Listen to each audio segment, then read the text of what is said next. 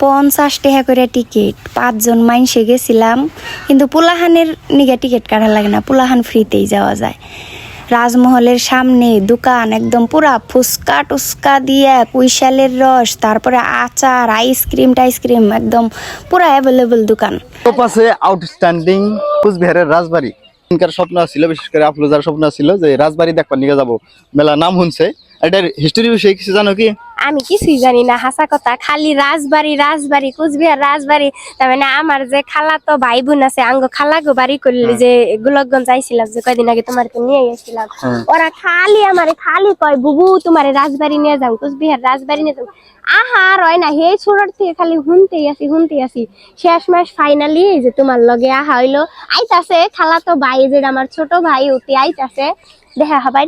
অতি এর বিষয়ে জানে, ওর কাছে জিগামু। আমি আসলে এর বিষয়ে কিছু ইতিহাস জানি না।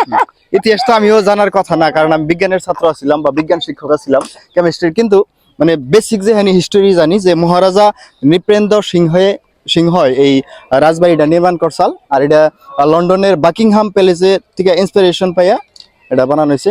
ডিজাইনটা মেলাখিনি ওটার মতো সুন্দর। ভিতরে যাই নাই, সামনে আছি। আর এটার সামনে বিভিন্ন জায়গা থেকে মানুষ আসে, মানে দেশের ভারতের বিভিন্ন প্রান্তের থেকে মানুষ। আমরা যে আসামের থেকে আইছি, পশ্চিমবঙ্গের কুচবিহারে।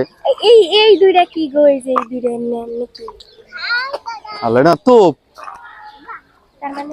তোপের মতো দেখা গেছে। I am not sure, but তোপের মতো দেখা গেছে। না তোপের মতো দেখা গেছে, মানে ভারত বাইরেছে না, রাজা মহারাজা যুগে তোমার যুদ্ধ হয়েছে না, সবার দেখা গেছে। ভিতরে যাই তো দেখাই, ভিতরে থেকে দেখাই, বলে দেখাই কত বছর আগে বানানো হয়েছে, প্রায় 200 বছর আগে বানানো হয়েছে। আর এখানো কি সুন্দর একদম আছে, বোস্টনের বাকিংহাম প্যালেসের মতো ডিজাইন একদম।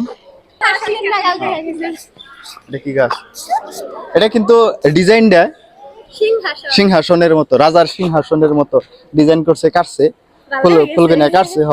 যে বাগানের ভিতরে ফুল আছে, মানুষের ওইখানে সম্ভবত হিস্টোরি লেখা আছে।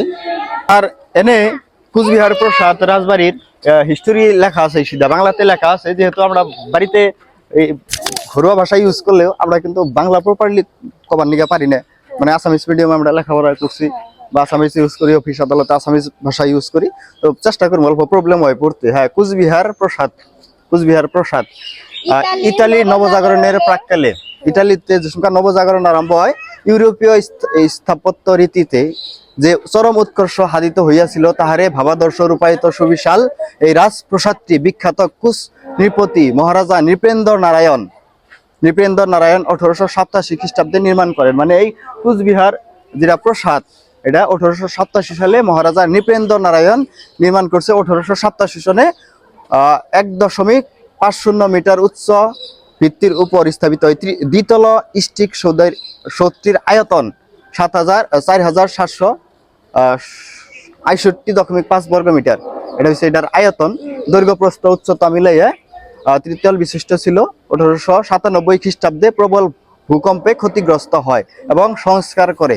যেহেতু আমরা জানি যে আসামে কিন্তু বহুত বড় একটা ভূমিকম্প হয়েছিল, আর এটা হয়েছিল 1897 সালে আসামে প্রবল ভূমিকম্প হয়েছিল। আর ভূমিকম্পের উৎপত্তি স্থল আসাম আসাল। আর যেহেতু আসাম পশ্চিমবঙ্গ পার্শ্ববর্তী রাজ্য, এই পশ্চিমবঙ্গতেও প্রভাব পড়ছিল ভূমিকম্পর, আর এই জায়গায় প্রভাব পড়ে এর মেলা ক্ষতি হয়েছিল। 120 মিটার এবং পূর্ব পশ্চিমে 90 মিটার বিস্তৃত। প্রসাদের সম্মুখভাগ একক এবং যুগ্ম করিস্থীয় স্তম্ভের ক্রমে সমন্বয় কলাঙ্ক প্রসাদের কেন্দ্র।